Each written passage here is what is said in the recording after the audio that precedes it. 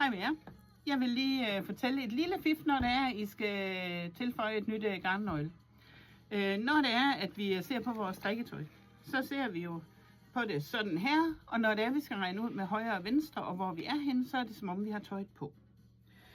Når jeg skal skifte garnnøgler, så gør jeg det typisk herude i siderne, eller på ryggen. Allerhelst sådan i nærheden af siden.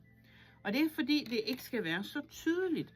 For når det er sådan, at vi laver et nøgle, vi tilføjer det, så kan det ikke undgås ligegyldigt, hvordan katten vi gør det, at man kan se en lille bitte smule. Og hvis nu det er her midt foran, det er fuldstændig det samme, som hvis jeg har en plet der, så vil dine øjne, også når du ser den, så vil det køre mellem mine øjne og så derned, sådan en turbofart. Også selv man prøver på at kigge væk, så har vi bare et eller andet, det drager os, især når vi tænker, det skal jeg ikke kigge på. Så er det ligesom om, at øjnene de suser bare. Så jeg har mit skiftetråd herude i siden, fordi så er det ikke nær så tydeligt. Og herover i den anden side, der har jeg det faktisk lige en anelse ind på ryggen. Men det på ryggen, det er ikke sådan sladderhang på samme måde som foran. Fordi selvom man ser det, så er det ikke sådan noget, man tænker over. Så har man glemt det 2 sekunder efter, fordi man går jo ikke og kigger ind så meget i nakken.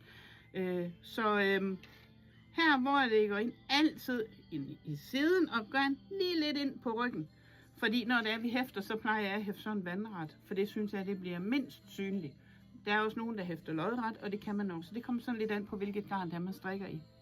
Det skal jeg nok lave video om også, hvad jeg har tænkt mig at gøre ved den her. Så husk det. Altså også selvom det lige tager lidt mere garn. Og jeg ved godt, jeg lever af at sælge garnnøgler.